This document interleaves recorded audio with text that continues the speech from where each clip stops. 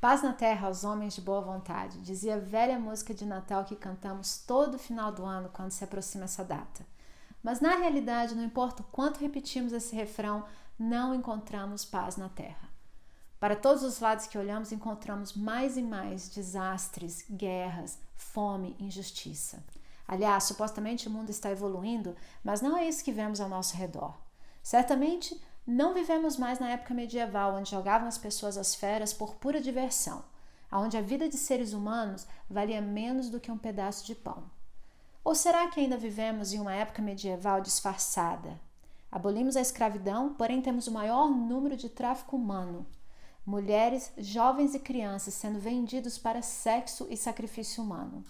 E em nome da tolerância e inclusão, todos os tipos de imoralidade estão sendo justificáveis, desde que seja em nome da felicidade, mesmo que essa felicidade traga miséria a tantas outras pessoas.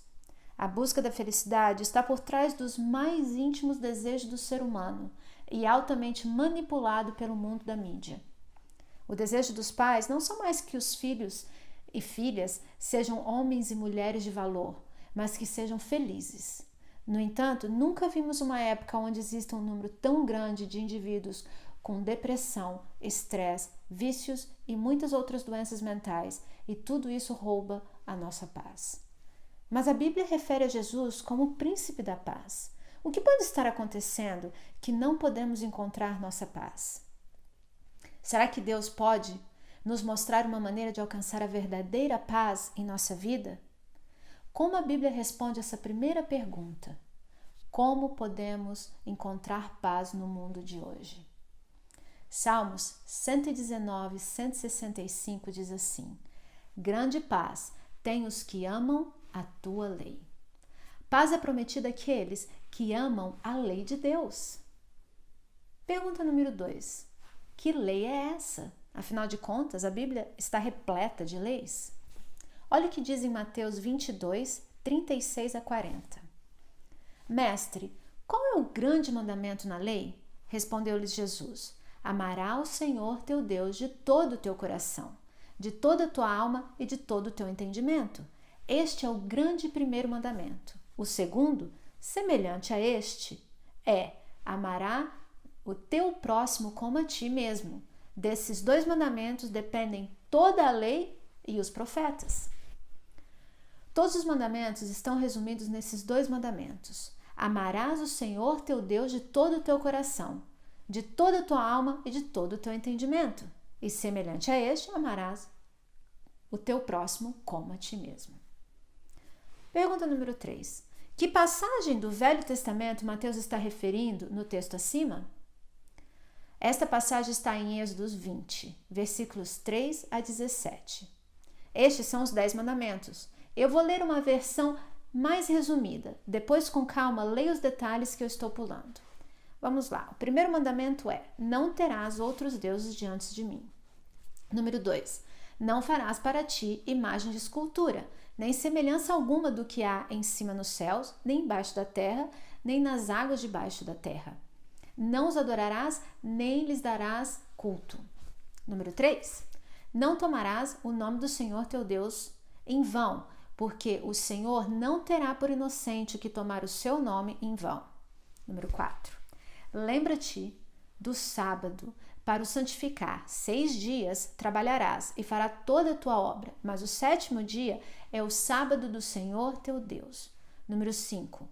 Honra teu pai e tua mãe. 6. Não matarás. 7. Não adulterarás. 8. Não furtarás. 9. Não dirás falso testemunho contra o teu próximo. E 10. Não cobiçarás. Se você prestar atenção na divisão dos 10 mandamentos, vai perceber que os primeiros 4 se referem a Deus. Por isso, em Mateus, Jesus diz: amarás o Senhor teu Deus de todo o teu coração. E os últimos 6 se referem ao nosso relacionamento com o nosso próximo. Por isso, Jesus diz: semelhantemente, amarás o teu próximo como a ti mesmo. Portanto, o grande mandamento dado por Jesus no Novo Testamento nada mais é do que os 10 mandamentos resumidos em 2 partes. Número 4. Quem escreveu os 10 mandamentos? Êxodo 31:18. E tendo acabado de falar com ele no Monte Sinai, deu a Moisés as 2 tábuas do testemunho, tábuas de pedra, escritas pelo dedo de Deus. Foi o próprio Deus que escreveu os 10 mandamentos. Pergunta número 5. Os 10 mandamentos já existiam antes de serem entregues por Deus a Moisés? Gênesis 26:5 diz: porque Abraão obedeceu a minha palavra e guardou os meus mandados. Abraão viveu muito tempo antes dos 10 mandamentos serem escritos numa tábua de pedra no Sinai. Sabemos também que Caim matou Abel, quebrando o 6º mandamento. Certamente, os 10 mandamentos já existiam muito antes de serem dados a Moisés. Pergunta número 6. Como a Bíblia define o pecado? 1 João 3,4 diz assim: todo aquele que pratica o pecado também transgride a lei, porque o pecado é a transgressão da lei. O fato que existe pecado no mundo hoje é evidência que a lei de Deus existe e ainda é válida. Número 7. O que o Novo Testamento fala sobre os 10 mandamentos? Romanos 7:12. Por conseguinte, a lei é santa e o mandamento santo e justo e bom. Os escritores do Novo Testamento entenderam a natureza eterna dos 10 mandamentos. Na essência, os 10 mandamentos são o caráter de Deus. Pergunta número 8. Em algum momento, Jesus sugeriu que os 10 mandamentos seriam abolidos? Olha o que diz em Mateus 5:17 e 18.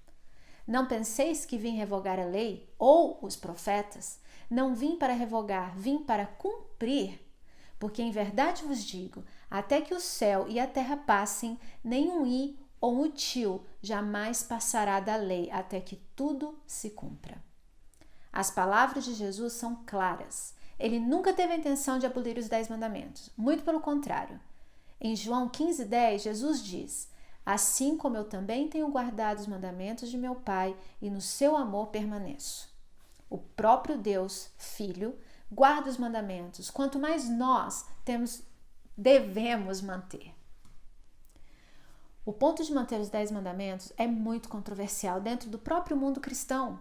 Aqueles que querem manter os 10 mandamentos são acusados de legalistas, fanáticos, radicais. Legalista é um termo usado para pessoas que acreditam que serão salvas porque guardam a lei. Por esse ser um ponto muito importante, eu vou responder agora algumas perguntas relacionadas a essas controvérsias. Pergunta número 9. As pessoas são salvas porque guardam os 10 mandamentos? Efésios 2, 8 e 9 diz assim: porque pela graça sois salvos mediante a fé. E isto não vem de vós, é dom de Deus, não de obras para que ninguém se glorie.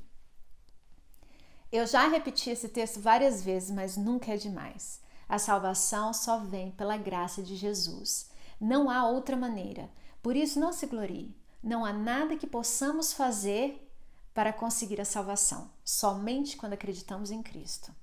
É claro que isso também significa que, mesmo sendo uma pessoa boa, fazendo bem, sem Cristo não há salvação. Temos o exemplo do jovem rico, que mantinha todos os 10 mandamentos, mas ele não aceitou a Cristo e, pelo que sabemos, não teve salvação. Pergunta número 10. Mas então por que guardar os 10 mandamentos? Olha o que diz em Tiago 2,19. Crê tu que Deus é um só? Fazes bem. Até os demônios creem e tremem. Este é um verso muito interessante. Você crê em Deus? Faz bem.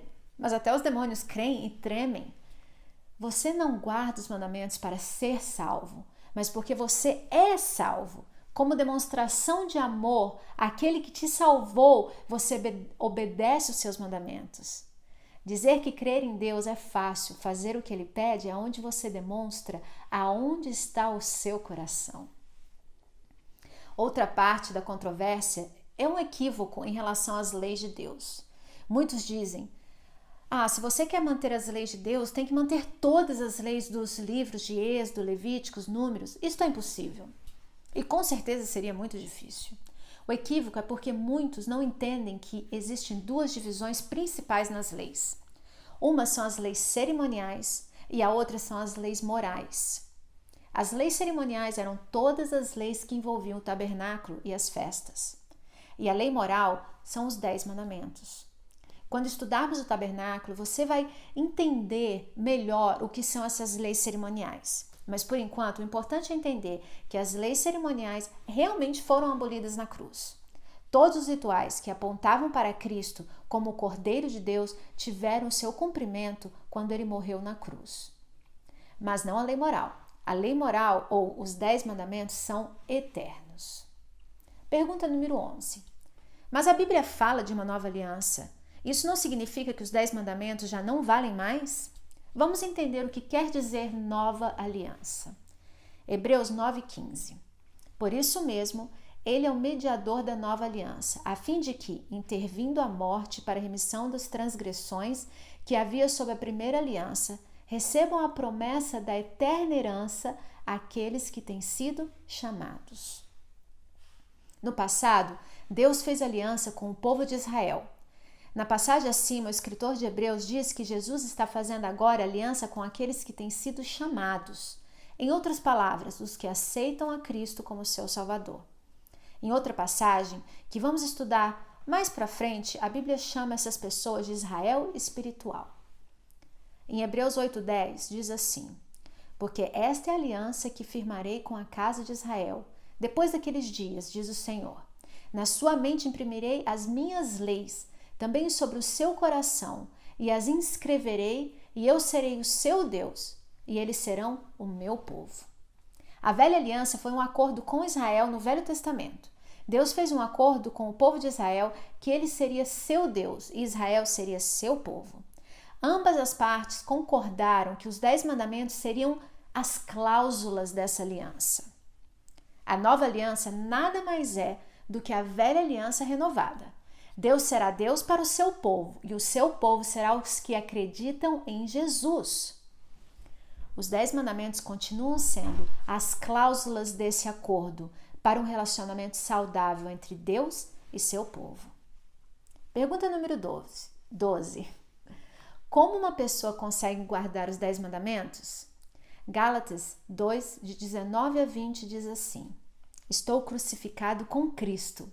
Logo, já não sou eu quem vive, mas Cristo vive em mim.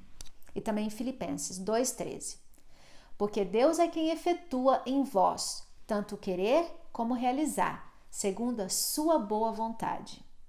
É o próprio Deus que nos deu a sua lei, quem nos ajuda a manter a lei. Mas ele não força. Quando você decide obedecê-lo, peça a ele, que ele o ajudará. Pergunta número 13. Mas o que devo fazer se eu pecar? 1 João 2,1 diz assim: filhinhos meus, estas coisas vos escrevo para que não pequeis. Se todavia alguém pecar, temos um advogado junto ao Pai, Jesus Cristo, o justo. 1 João 1,9 diz assim: se confessarmos os nossos pecados, ele é fiel e justo para nos perdoar dos pecados e nos purificar de toda injustiça. Muitos ficam ansiosos pensando que se pecarem vão perder a salvação. E claro que se pecarem continuamente, de propósito, sem se importarem com Deus, isso é verdade.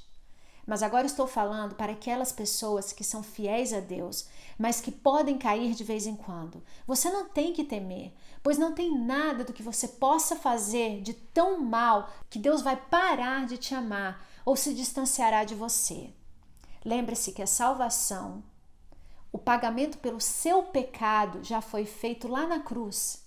Mas se pecar, confesse seu pecado, que temos um advogado junto ao Pai, que mostrará as marcas de suas mãos e dirá: eu já paguei seus pecados.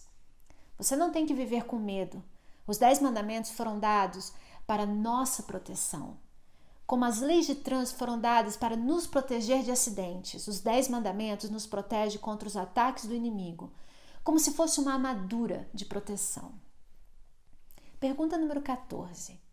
E qual a chave para vivermos em harmonia com as leis de Deus? João 14,15 diz assim: se me amais, guardarei os meus mandamentos. Em vez de pensar que a lei de Deus é para tirar a nossa diversão, quando entendemos que os 10 mandamentos são uma demonstração do caráter de Deus para a nossa própria proteção, passamos a entender que são demonstrações de amor e por isso guardamos a lei. Por amor a Ele, como mencionei no começo do estudo, quando vivemos em harmonia com o nosso Deus e com o nosso próximo, vivemos em paz.